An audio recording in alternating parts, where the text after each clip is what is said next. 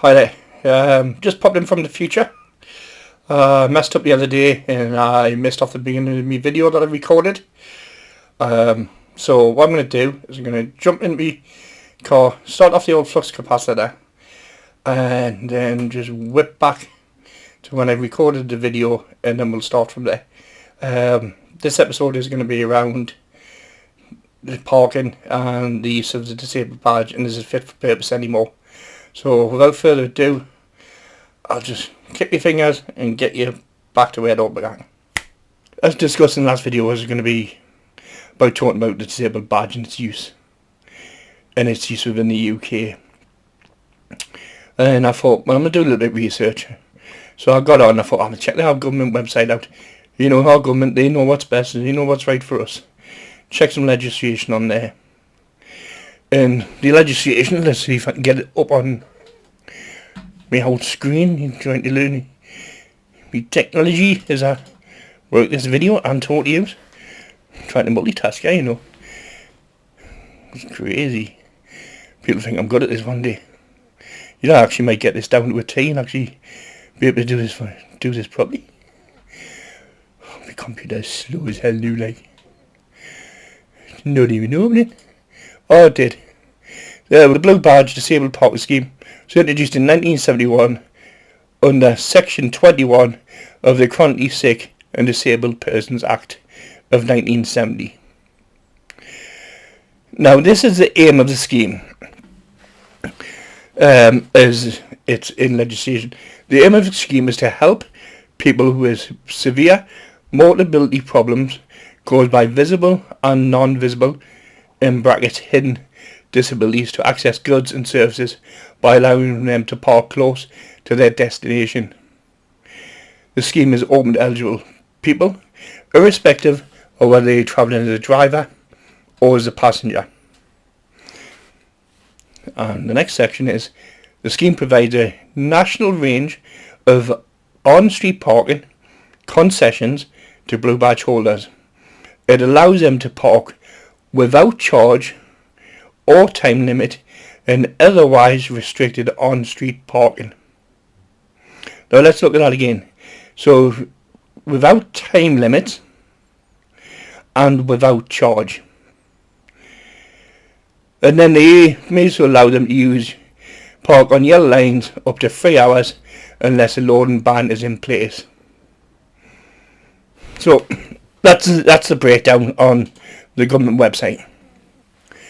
But I live in Newcastle now, and the more I go around Newcastle, the more I see our city council, which is part of this government, not sticking by this law, not sticking by this section of the Act. Now, a lot of my local areas, parks and such, you pull into the car park, you must pay for a minimum of 1 hour, pay with a disabled badge, and you get 1 hour free. So here's some information I've got for you in regards to our Newcastle City Council and your parking rights. So I'm on the Newcastle City Council website here. As you can see, stipulated is car parks and on-street parking. Now, this means car parks and street parking that are owned by the City Council. So if we have a look on this and we have a little scroll down in regards to the information that's available, we should be able to find charges for Blue Badge holders. Now, as I said earlier on, it meant to be able to park on street parking and council parking with no time limits at no cost. That's the whole point of the badge. You know, it's to allow us to be able to get about. So if we look here, car parks. Blue Badge holders must pay to park in our car parks, whether you park in disabled bays or general chargeable parking bays. However, Blue Badge holders will receive the first hour free if using pre-pay or check-in and check-out at our tick machine, or a 1 hour grace period beyond the end of the paid time if using pay by phone. That means, for example, if you paid until 3 PM, your vehicle will remain parked until 4 PM. So effectively, you're not getting anything free. you have to pay for an hour, and if you only stay an hour, you've paid for the hour. Okay, if you stay for an hour, pay for an hour, and you end up 2 hours, you're not going to get a charge. But this is a problem, isn't it? This is where it's all going wrong. And you have a time limit because you're limited in regards to cost. And if you can't afford the cost, you can't afford to stay. Where if it was free, you wouldn't have a limit and you wouldn't have any restrictions. So that's just covering that section of it. We also have our local councils up here selling on, well, I don't, is it selling or is it rental? I don't know the process. It's something I'll have to do a deep dive into, and I don't really want to deep dive, but I do know there's street parking on our main roads that is outsourced to private companies, and you then use the app, which is on a council road, to then pay to park there, even though you're disabled. So as you can see on the screen, there's two apps here. One's Just Park and the other one's Enterprise Car Club. Now, in a second, I'm going to play a short video from each of these individual companies. Now, these are private companies who offer parking service. Just Park offers a parking service where you can reserve your spot and then just pull in your car and it's there for you. Where Enterprise have actually taken over council parking bays and have been renamed Enterprise Car Club, and it's even painted on the road, so it means no one else can park there at any given time. If you want to park there, you'd be fined, regardless if you've got a blue badge or not. So this just allows Enterprise to drop cars off in a location to allow people to hire them from there without needing premises, and these are on our street parking sites. So this is less bays available. Sale bays are already limited, and then council are also outsourcing these. I just don't think it seems fair. So we'll play the videos now, and I'll be back to you on the screen. Thank you. The average UK driver wastes nearly 50 hours each year looking for parking. A Just Park driver doesn't. With Just Park, you're always just a tap away from the perfect parking spot.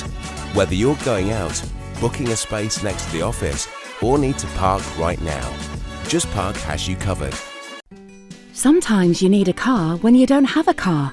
Now with Enterprise Car Club, you can rent one of ours by the hour, right near your home or office. It's as easy as 1, 2, 3, 4.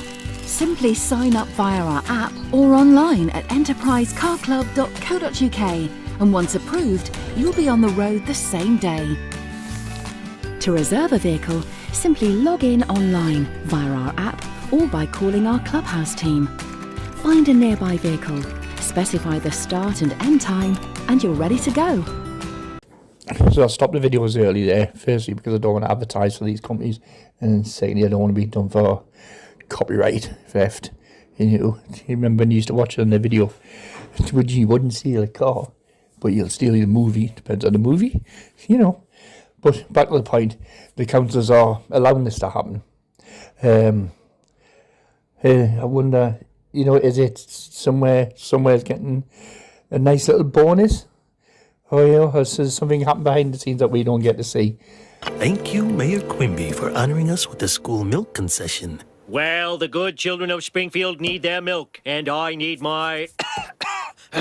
Please accept this kickback as a token of our esteem. Thank you, Fat Tony. I think it's just an excuse to make revenue off council parking, for profits for the council and for profits for third parties. And one of the things I want to touch on just briefly is that this Just Park facility doesn't allow any concessions for disabled. It says on the website it does, but if you try and book something, there's nothing there to say a free disabled bay. So we're completely removed from that bracket. If anyone from Just Park wants to get in touch and shows me where the disabled bay is off, I'd be more than happy to take that conversation. So how is that the council allowing us access to goods and services free of charge without any time limit. It's not. And it's becoming more and more apparent around Newcastle. Now, your private land, that's a different matter. Your private land can bend you over and rob you blind. And there's nothing you can do about it because it's their land, it's their law, it's their rule of thumb. But they all put on their website all these arenas, playhouses, independent companies that we're disabled friendly. We support disabled access. We'll support people with disabilities. We want you to come. We also want a bit more money out of you. Let's get that out longer in my back pocket so you can come here to pay for your ticket. Because obviously if we exclude you and say no disabled people, then, you know, we'll be frowned upon, we'll be prosecuted. So come here, pay for your ticket. And for the luxury of paying for your ticket, I know you might struggle getting here because you like you said, you're disabled and you need parking, so you've asked where the parking is. We'll charge you a little bit more. Just a fraction of maybe what your ticket is, maybe it's a third. You know, I know the utility arena is about £8 or something to park there. So you could be going to something absolutely shite in the utility arena and you might pay half of what you paid for your ticket to park. But then is the road going to be closed? Because that can be a logistical nightmare. Or then how do you book? Because I pulled up the utility arena in Newcastle, or whatever it is, utility, it changes all the time, it's never the same. So I've done a Winter Wonderland a couple of Christmases ago and said, and it was advertised, access for disabled. So you go, fair enough, so I went up with my family. It was an outdoor rides and stuff, and I had my grandson there at the time, and my granddaughter was really little, so she was just in my mum's arms. We parked up, and there was nowhere to pay. Nowhere to pay at all for the parking. So I parked in disabled. Assume paid for my ticket in. The actual arena's closed. And then I got a ticket. A month later. £90. Problem is I went twice. Because we enjoyed it so much. So for the sake of £10 entry for me and me missus, and then me children and grandchildren paying for themselves, I was £180 in debt for 2 tickets. Even though I parked in the disabled base and there was nowhere to pay. And then when you go on the website to say you have to ring up and pay, you can't book in advance. But you can't book in advance because it's just to turn up on the day. Now I give me dues, they did reimburse the tickets. Yeah, they were very good at that. But it leaves you then thinking, this is going to be what logistical nightmare have I got moving forward doing this. So that's for private land. Private land do what they want. But do you think it's fair? Now, disabled people are probably the ones who struggle the most income-wise. Because your disability affects your health. Your health forgets your ability to work. If you can't work, you can't earn. So I was able to work up until last year. And I worked full time. Went part time near the last 3 to 4 years of my career. But I still worked full time to the last few years, part time. So I financially supported myself. Always have. I wanted to do that. That was my choice, my preference. Found works within my remit. Carried on doing it. So if you can do that, it's brilliant. You're lucky. You're the great ones, you know. These are the unsung heroes, like I say. Take my hat off to you anyway. Any you can get up and go to work. It's great for you. It's great for your mental health. It's great for you just getting out, chatting to people, not being stuck indoors. You know, people like to mix. Well, I do. I like to mix people. I have children that are introverts, but you know, we're social. Most humans are social people. So when you can't work, you get that, you lose that social element, but then you lose the financial element as well. You haven't got as much to put back into society. You haven't got as much to give to yourself, to treat yourself, to have a holiday, have a break. Look, give your kids gifts. Look after your grandkids, and that's a burden. So then, when you want to treat yourself, and you want that little bit extra, you then got to pay even more because you have something that you have no control over, forcing you to pay more for the same service as somebody else just because they can walk there and you can't. And that just it infuriates us. Absolutely infuriates us. I just think these companies should have a concession for disabled. It should all be free. Parking should always be free for a person with a disability. No one wakes up in the morning and goes, tell you what, I'm going to apply for a job as a disabled person so I can have free parking. Free. Nobody wants to be disabled. For God's sake, I use people thick. Do you think we'll want to wake up that morning and, life's good today, I'm disabled, I can get all these benefits that everyone says I claim. I can park where I like, I can get a free car. What do you think? Do you think that's what we want? We just want to sit around. Of course, there's people going to milk the system. But you know what they're doing when they're milking the system? They're doing fiddle jobs. They're waiting for the mate. They've got a van and they're scrapping stuff. Or they're roofing. But they're claiming benefit. But the disabled people who need the benefits, not like I did, but the ones who needed it, because they couldn't physically go to work, they're not out roofing. They're not getting scrap metal. They're in the house unwell. For God's sake. What is it with people just wait on the morning and goggles on? Yeah, all disabled people are crap. Yeah, they're all just on bums. They're all just bleeding the system dry. Not bleeding anything freaking dry. We'll get the drips. We get everything that happens to us gets cuts. Look what's happening now. Same as happened over 5 years ago. The cutting benefit. I made a video 5 years ago, which I'll put in this one, about how the government and the government's independent companies went after people who were claiming portability and carers allowance, that went for it and assessed them, and they would lie. They would manipulate medical documents, leaving people to be struck off all benefits, unable to get to work, unable to go outside, unable to go anywhere, prisoners trapped in the houses.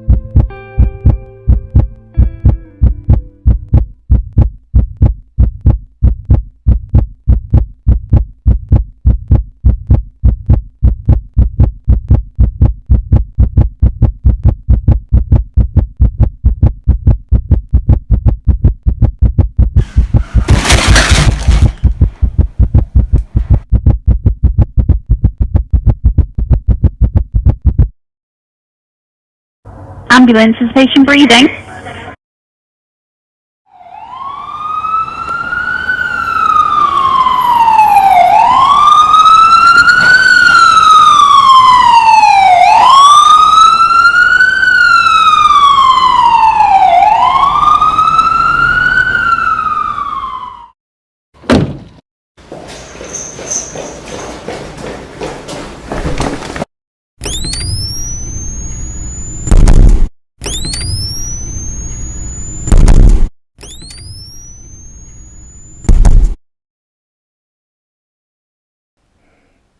I was one of those people.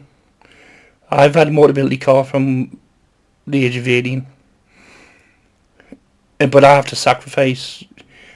I sacrifice the benefit I get to get me around to pay for that car. But that pay for having that car allowed me to work. It allowed me to get up in the morning, get in my car and drive to work. It allowed me to drive home. It allowed me to get to shops when I was able to. I needed that car. Because this is what you forget.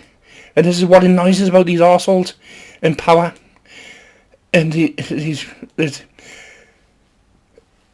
If I go to work and I become unwell, I may be written off for a month to 2 months. Now, if anyone watching this who works full time, have a look at your statutory sick rate. For a short period of time, you maybe get 2 to 3 weeks full pay. Fantastic, eh? Not many companies give 6-7 months for sick pay these days. You got to earn it now, and you're probably never going to get that. So a disabled person does that, gets his first bug that year, sick pay is gone.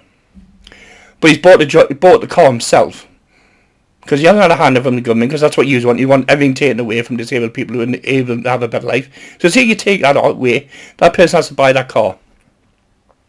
But that person can't just go and buy a run-around car.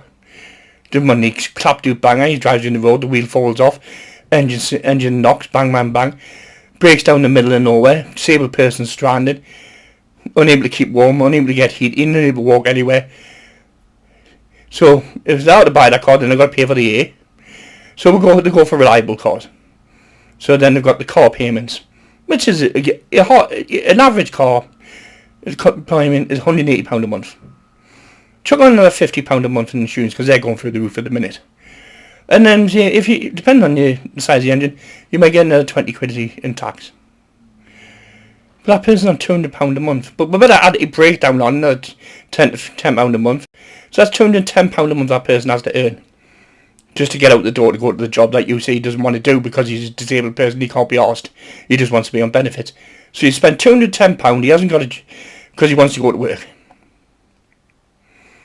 But he gets to work, he picks up a bug by Susie, who's dead healthy. She's been on holiday with all her mates, and they've had a very good time getting drunk and everything, and necked on all the bombing and all that everywhere, and then they just had a right good time in the booze up. And she brought all these infections back, gams out, and he gives it to the disabled person. He's off for 3 weeks. Infection. Kind of faded. That's sick pay gone, okay. Then someone else comes in the office. Oh, you've got a bug there, not well. Oh, poor disabled person gets a bug again. Oh, he's off another 3 weeks. Oh, he's only getting £100 a week. Oh, that might just cover his car payment. Right. But then he gets another bug that year, and maybe another 3 weeks. Do you see the pattern? Do you see what's happening? We don't get unlimited free amounts of work paid when we work. We have a limited amount of sick pay. When that runs out, we have to pay for everything ourselves. So if we have to pay for that car, but then we have to live, then we have to eat, then we have to maintain the car. Or because because you said get too many handouts, get free cars. Get free cars everywhere. Everyone's getting a free car, and with disabilities, no, we don't. Do you know how severe you've got to be to get a free car? Do you know how much you have to prove you can't physically go for or walk for? So your job's already limited. You've already been eradicated from 85% of the marketplace in employment anyway, because you can't go any time to physical work. The most you can do is put a headset on. Now, if you're lucky, you might be able to do a day with a headset on, or you might be impaired for breathing, and you're going to struggle with a headset on. So then you're going to have to do admin. But admin's one of the most lowest paid jobs in the UK at the minute. Because you can't go and clean toilets, you can't go and work in the bar, it's too heavy. So, you know, with all this exclusion, but you say, we just want to take. That's all we want, just want a handout. Doesn't make any sense. So when you get the car, and you get it because you're at the worst level of ability to get about, then yes, you can take that award. You can then use it to get yourself what's classed as a mobility vehicle. Now, you don't own the vehicle. Vehicle becomes your mobility operations. They lease you the vehicle, they take your reward that you're paid for, they'll maintain it, they look after it, they ensure that car's roadworthy every day of the week for the 3 years you're on it. And then you hand the car back, and you can go through it again. Now yes, you can upgrade your car if you want a slightly better car, but you have to pay for that yourself. You're not walking in and going, I'd like that Ford Focus ST, and they just give you that Ford Focus because that's the one you fancy. It doesn't work that way. You have to pay deposits, so you've got to earn that deposit as well. So if you want a bit of a more luxurious car, that's on you. You can have a cheaper car with no deposits or anything like that, but that's on you. But that allows you to go work. That allows you to get about and put back into society. So I've probably put more in than I've took out in all the years I've worked. Bought me house, been on holiday, paid for food, all in taxes, all in petrol, you know. But no one sees that side of it. They just say we're out to grab, take and steal. Oh yeah. But no one says that, do they? You know, we even have a clip which I'm putting up in a minute of them saying the reduction they're going to give on disability payment is like taking pocket money off with. Pocket money? Are you kidding us? Do I look like I do a paper round and I need pocket money? Language that he used, it wasn't the right language. I was asked a specific question. I did not, first of all, hear the previous interview of the Chief Secretary, and so the question to me was put about pocket money, but it's not a right analogy, and apologies have already been made. Okay, so you're making an apology too for the comments that you made on the other... I don't think I made the same comments, but the analogy of comparing pocket money and personal independence payments is clearly not right. Okay, well, thank you for that. You're clearly not right to make an analogy between disability payments and pocket money for children in your family. And she would never say something like that, didn't say something like that, she didn't think. Well, here she is saying it. But if you have a 16-year-old and you say, do you know what, I'm not going to give you so much pocket money, I want you to go out to work. And then the OBR comes and does an impact assessment and says, your child is going to be worse off. Well, they're going to be worse off if they don't go and get themselves a Saturday job.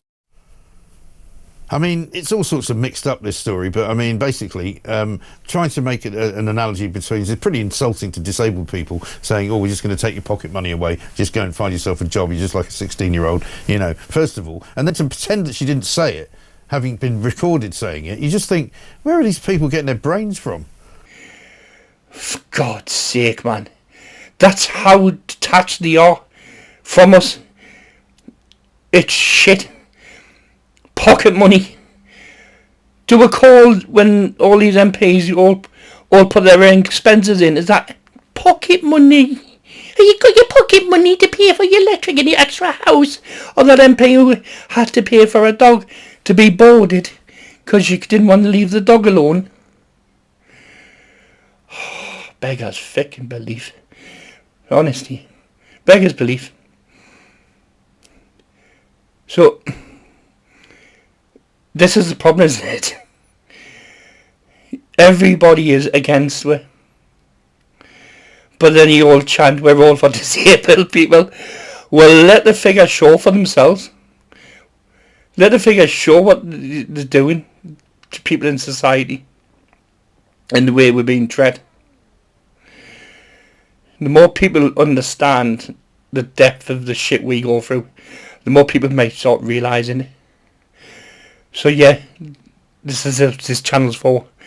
Get voices across. But like I say, we still want to interview people. You know, the more traction, or hopefully the channel gets, the more chance I can get people on to be willing to participate and having a chat and you get to know their journeys. But in the meantime, I'm going to carry on doing things like this, discussing things like this. So, have a look around your city centre. when you're out and about, please, disabled people. Send us some comments. If you have any comments, take any pictures, my emails and my YouTube. I'll discuss your city centre, the parking you're finding, the issues you have with parking. You know, because it's already hard enough to find a space or get to a city centre. They might then have to pay to be there. You know, and they say like, pay for the first hour, you can get an hour free. Do you know how long it takes some people to get it from the car to wherever they're going and get back? It's just, you just throw money away. It's crazy. But till next time, make sure you stay alive. Thank you.